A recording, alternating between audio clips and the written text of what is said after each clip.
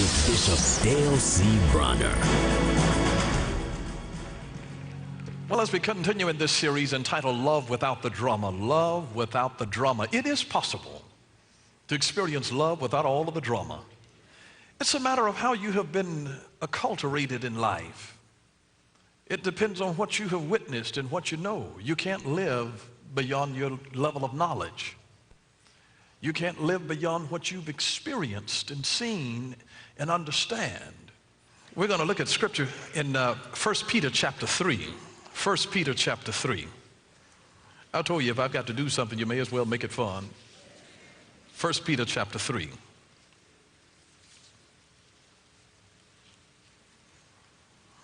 And beginning with verse 1. 1 Peter chapter 3 and verse 1. Notice here these words.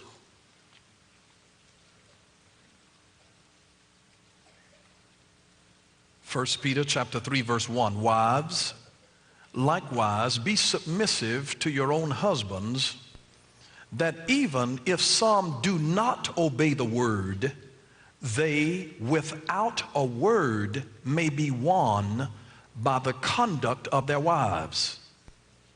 Oh, this bears real deep study here. When they observe your chaste conduct accompanied by fear, do not let your adornment be merely outward, arranging the hair, wearing gold, or putting on fine apparel. Rather, let it be the hidden person of the heart, with the incorruptible beauty of a gentle and quiet spirit, which is very precious in the sight of God. For in this manner, in former times, the holy women who trusted in God also adorned themselves, being submissive to their own husbands, as Sarah obeyed Abraham, calling him Lord, whose daughters you are, if you do good and are not afraid with any terror.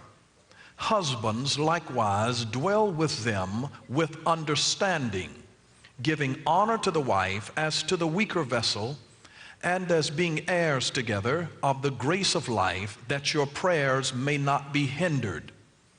Finally, all of you be of one mind, having compassion for one another.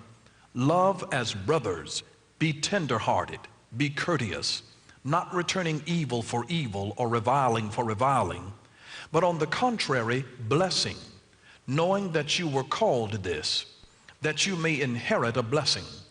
For he who would love life and see good days, let him refrain his tongue from evil and his lips from speaking deceit. Let him turn away from evil and do good, and let him seek peace and pursue it. For the eyes of the Lord are on the righteous, and his ears are open to their prayers. But the face of the Lord is against those who do evil. Now, this is dealing with relationships. This is teaching us how to be able actually to have love without all of the drama. You notice how he starts off talking to the wives, and then he starts talking to the husband, both men and the women. And notice it says to the ladies here that if you've got a husband, and if the husband does not obey the word, that the husband can be won. They can be won over without, notice, a word. Without a word. Without you running your mouth. Because when you run your mouth, you know, we tune you out anyway. That there is a way, though, to win them. We just want to win. Ladies, you just want to win. And the scriptures here is giving us a real key insight into how to be able to win them. Notice, without a word may be won by the conduct. The King James Version says it may be without a word won by the conversation. And it's that word in the original Greek means, of course, conduct, manner of life, or behavior. That they just can observe your behavior, and seeing your behavior actually teaches and communicates something. Your behavior, your actions speak louder than your words. And just like with children, children may not always do what you say, but they will always imitate what you do. They'll always imitate what you do. And so notice, if somebody in the relationship needs to be changed, don't let your witness be simply with your mouth, let it be with your lifestyle. I think that we have to have what's known as lifestyle witnessing. It really impacts people when you are able to show people. Did you know the Bible talks about how God has called us out of darkness? It says, let him show forth the praises of him, that God has called out of darkness and brought into his marvelous light. It says to show forth, to show it, not tell it, not declare it with their mouth. Now, we do praise God verbally. That is very important. But what is equally important, if not more importantly, is our actually showing forth the praise by the way that we live our lives. Because we will totally disconnect people from God if somebody hears us praising God with our mouth and then our actions totally defy that and we're mean as a rattlesnake afterwards. So we have to be able to allow ourselves to have lifestyle witness. I've seen people scorned and turned off from the church and church people and the things of God because there's somebody who's supposed to be a Christian and they see them do something that is hypocritical. Those are the most difficult people to ever win.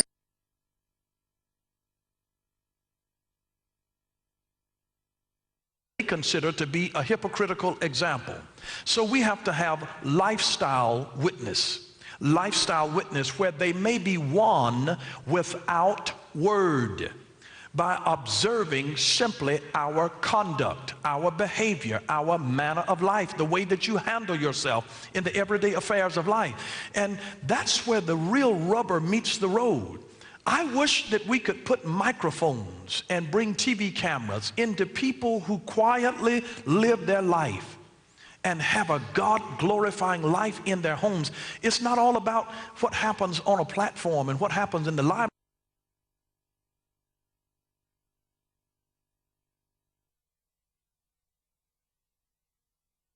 Transformation takes place. And notice here, he's saying if you're really going to win the person, don't think that you can win them because you dress in sassy clothes.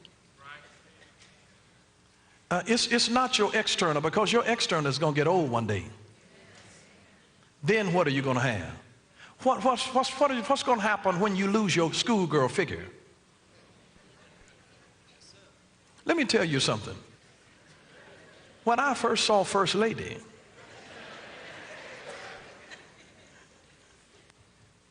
now let me preface it with this. There were other ladies that turned my head, but only one turned my heart.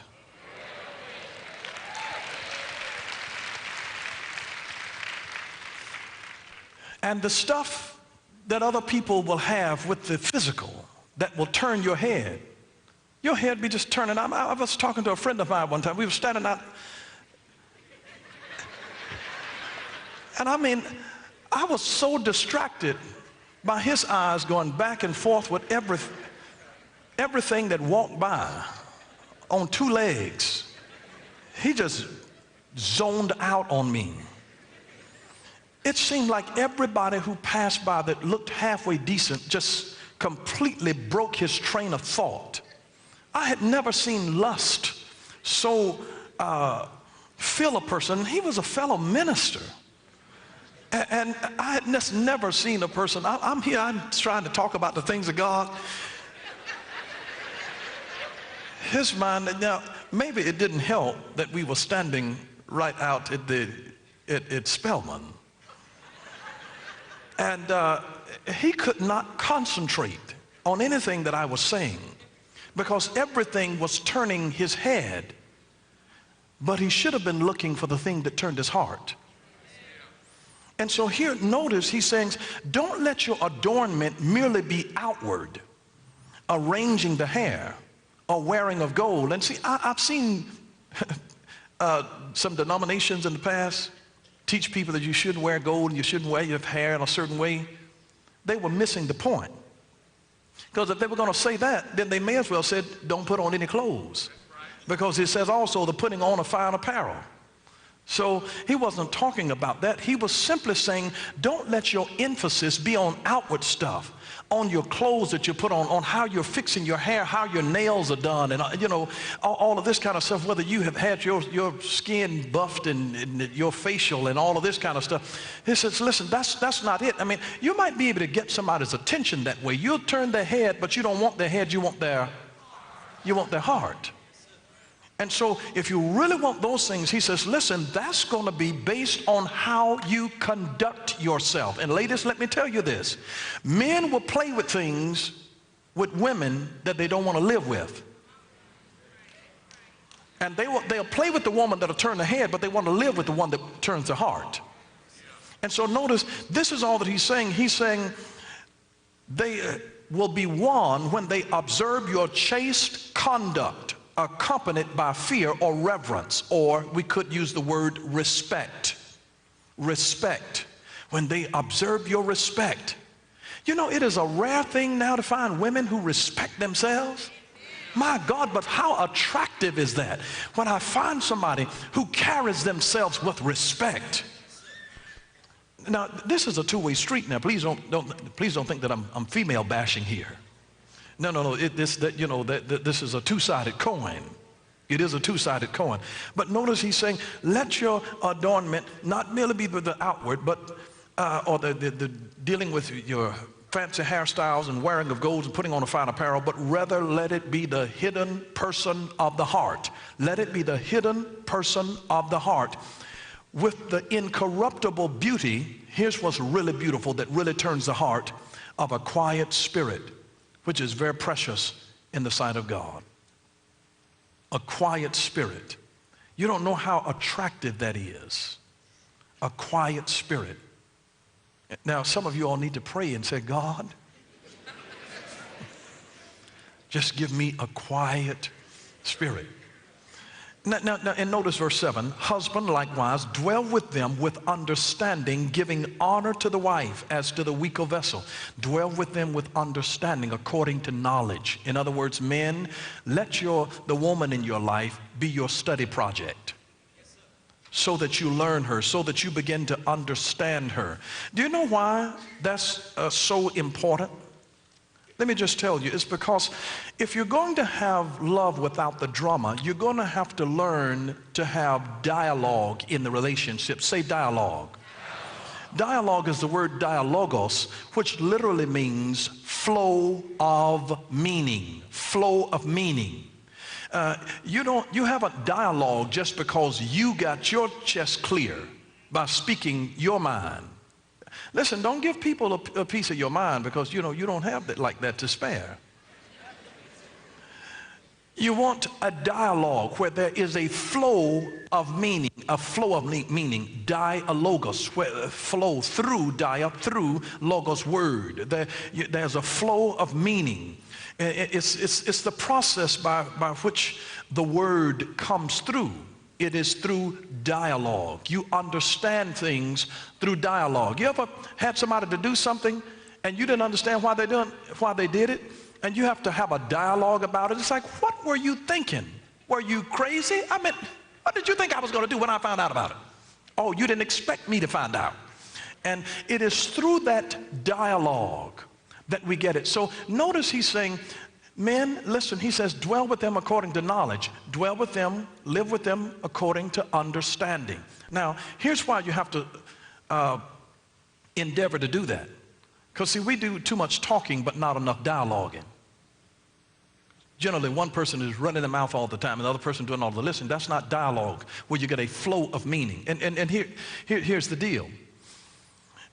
He says, dwell with them according to knowledge, or according to understanding, because there are times that a woman will say something and she doesn't just say what she means. Women have a way of talking in code.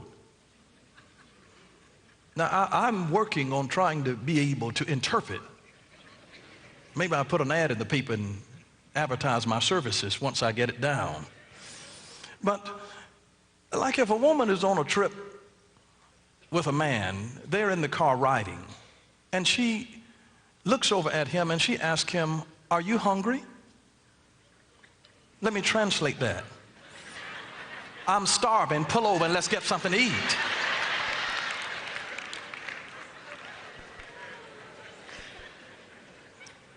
Woman looks at a man and she says, have you ever wanted to go to Hawaii? Translation, take me to Hawaii.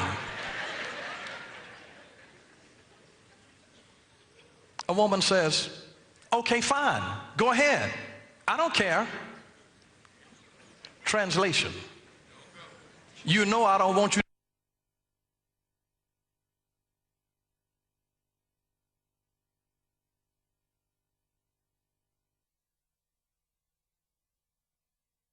Just coyly asked the question, what do you want to do tomorrow? Here's the translation. I want you to do something special with me tomorrow. When a woman asks the question, does Billy Bob have friends other than you? Here's the translation. Billy Bob needs to get a life and stop interfering with mine. You spend too much time with him. Now, they didn't say all of that.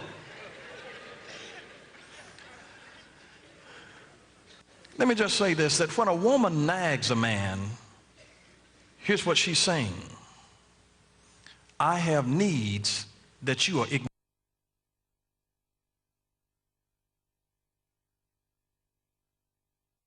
In the relationship, she's saying, I have needs that are not being met, or there's something that you're doing that I don't respect.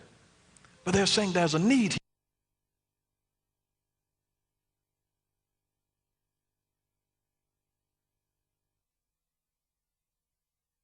I'm telling you, it's easier to learn Cantonese Chinese. But when you spend some time, you will discover that that there is a meaning. You can't just take things at its literal stating. We speak, our language is in idiomatic expressions. You know, you could say something like a rolling stone gathers no moss. Well, what in the world does that mean? You know, we can't just translate things literally and expect for people to understand what they're talking about. There is an interpretation. It can't just be translated, it must be interpreted. It's got to be interpreted. So notice, husbands, likewise, dwell with them with understanding. Study them, make them your study projects so that you understand, because there are certain things you'll have to be able to read, even expressions on their face. And you can be out with somebody and you look at her and you see an expression and nobody else knows anything, but you're like, she is hot now. She does not like that. Or she, you know, you can look over at her, you know, she's ready to go now. She's ready to go. And you know it. Other folks may not know anything about it, but you know it. Ladies, you know the man in your life. And there are certain things that you learn just about his expression. They can look at you, and if your nostrils flare, they say, oh, he's mad now, he is mad. Other people won't even pick up on any clues. They didn't even see anything. It's like, what? They won't even say anything, but you can be across the room, and the other person who knows you because they understand you, will be able to pick up on certain things. So notice how he's saying here to dwell with them with understanding, as being heirs together of the grace of life. You're in this thing together. And notice he says it's very important to do that so that your prayers are not hindered. So your prayers are not hindered. You can have strife in your relationship and it will hinder your prayer life. It can actually hinder your prayer life. And then notice what he goes on to say, finally, verse 8, all of you be of one mind. Come together on this thing. Be of one mind. Have compassion for one another. Compassion for one another. Love as brothers and sisters. Be tenderhearted. Be courteous. Doesn't it bother you when you're in relationship with somebody and they are so courteous to everybody else? And then you get it yourself. I don't work here. I ain't your maid. And there's, may I get you anything else? May I get you something to drink? Would you like coffee, tea? 1 or 2 scoops of sugar. And all of these other things that they're trying to, they are so courteous to everybody else. Everybody on their jobs think that they're the greatest person. And it's like, well, is this Dr. Jekyll and Mr. Hyde? Because everybody else loves them, but then when they're home with me, when they go off, I don't even recognize who they are talking about. So notice why he's saying, be tenderhearted, be courteous. Just be courteous. Would you please underline that in your Bible? Just be courteous. Just underline that. There's some key words. Have compassion. Underline compassion. They see, they're giving us great, great clues here. Even when he starts off in verse 1, that they may be won by the conduct of the wives. Here's some things to focus on. You focus on conduct. You want to be able to have love without the drama, focus on conduct. Conduct, the way you act, your behavior, your manner of life. Focus on conduct. Focus on your conversation, how you talk to one another. Focus on conversation, not only how you talk to one another, but the content of what you talk about. Focus on conduct, focus on conversation. Thirdly, focus on character. Character. Now, character is the sum of personal identity. If a person does not see themselves in a positive light, they won't have character. Personal identity. How do you see yourself? How do you define yourself? What identifies you personally? Personal identity is a part of your character. Another part of your character is emotional security. You know, there are some people that are not emotionally well. And when they are not emotionally well, they will do things because they are emotionally insecure. See, somebody can trick you to like, well, if you love me, you'll do it. An emotional secure person will say, listen, this doesn't have anything to do with love. You're trying to manipulate me. So, personal identity, emotional security. It's impossible to have character if you are emotionally insecure. You will be too easily manipulated without emotional security. Then you need ethics and values. Ethics and values. Your personal character is the sum total of your personal identity, your emotional security, your ethics and your values. What are your personal ethics that listen, I'm not going to do this. I don't know how you were raised, but this is not who I am. You're asking me to do something that is against my moral, ethical code. Thank you for watching Power for Living with Bishop Dale C. Bronner. Until next time, God bless you.